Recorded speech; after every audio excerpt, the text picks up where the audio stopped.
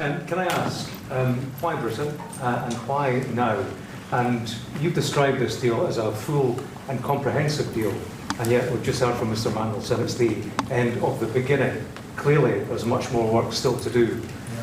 With respect, are you overstating the reach and significance of this deal because you're a president who needs a result at a difficult time? I think that it's a great deal for both parties. It's for us. We're opened up. I didn't know how closed it was. Quite closed, the market, as you know, the UK, and it opens up a tremendous market for us, and it works out very well, and a lot of assets. You see the chart, and those are tremendous assets.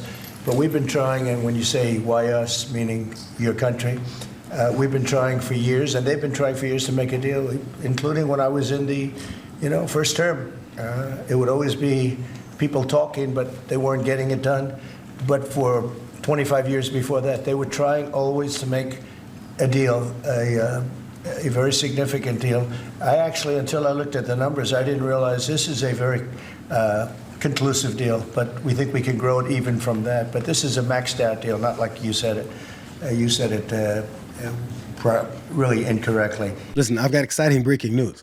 Donald Trump was amped up to announce his first trade deal, except as you heard, it's not done. The details for more American companies to have access to the British market aren't ironed out. The tariff of 10% imports that'll raise prices on consumers is still there.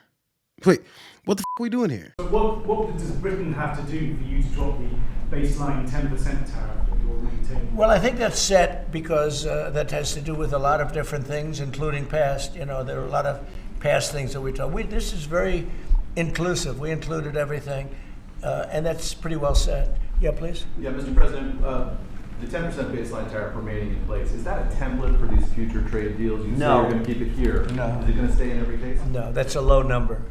They made a good deal. Some will be much higher because they have massive trade surpluses, and in many cases they didn't treat us right. And don't forget, Donald Trump is stupid.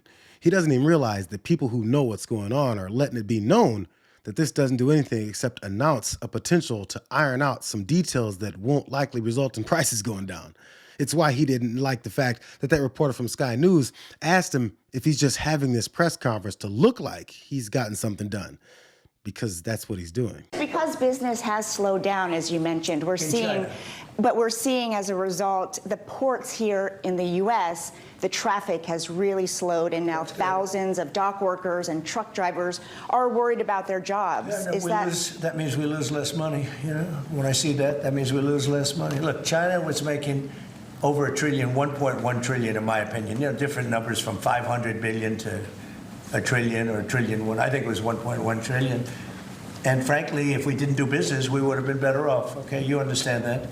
So when you say it slowed down, that's a good thing, not a bad thing. Somebody should tell Donald Trump that what he calls saving money doesn't mean flippantly blowing off the fact that your trade war is resulting in wage and job losses for Americans that depend on shipments that are drying up.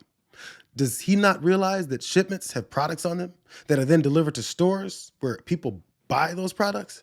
And that if there aren't as many of those, people working the docks lose money. People that deliver the products lose money. And customers that would like to buy things don't have access to them? Maybe Howard Lutnick's ass-kissing forced him to neglect these basics. So we feel really good about the deal. You've heard the Prime Minister. He feels really good about the deal, right? And we started at 10%, and we ended at 10%. And the market for America is better. And this is a perfect example of why Donald Trump produced Liberation Day. People don't understand. He gets things done in a matter of time. This would have taken Jameson and I 3 years, maybe. And instead, we got it done in 45 days, certainly, because we work for Donald Trump. Seems like the government under Donald Trump is being run like his businesses, where the product is his ass and the employee's job is to kiss it. No one else will buy it because, ugh. But at least Donald Trump is happy. Again, we're still waiting on the details of this deal because right now, as you heard Lutnick say, in between those wet kisses on his ass, he set them at 10%, and they're still at 10%. They just don't want to detach from the reality that it means businesses will pass those costs down to consumers. Because according to Politico, the deal includes billions of dollars in increased market access, especially in agriculture. dramatically increasing access for American beef, ethanol, and virtually all the products produced by our great farmers, Trump said. But Agriculture Secretary Brooke Rollins acknowledged during the White House event that many of the thorny details of any future agricultural access have yet to be negotiated.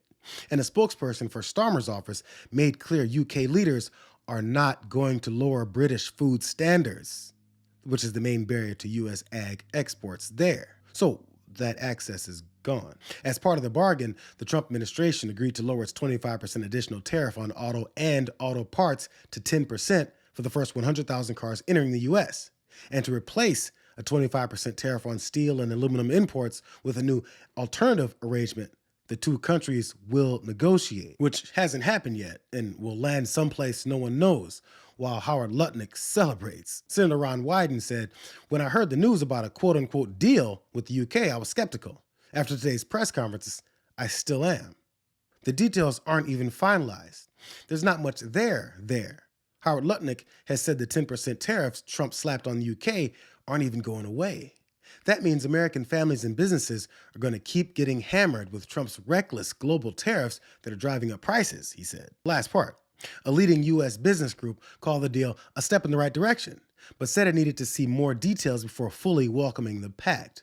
Jake Colvin, president of the National Foreign Trade Council, which represents major U.S. exporters, said, if this agreement leaves in place a 10% U.S. tariff on most imports from the UK, that would constitute a four-fold increase from the duties that existed prior to the president's April 2nd announcement. Imports will cost businesses, and therefore consumers, 4 times more than they did before Trump's Liberation Day, which has turned out to liberate people from their money and jobs.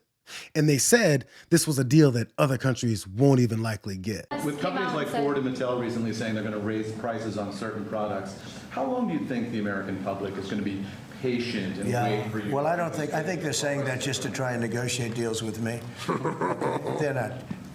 Look, tariffs are the most misunderstood thing maybe in any form of business, anywhere in business. Oftentimes the country picks them up. Oftentimes the company picks it up.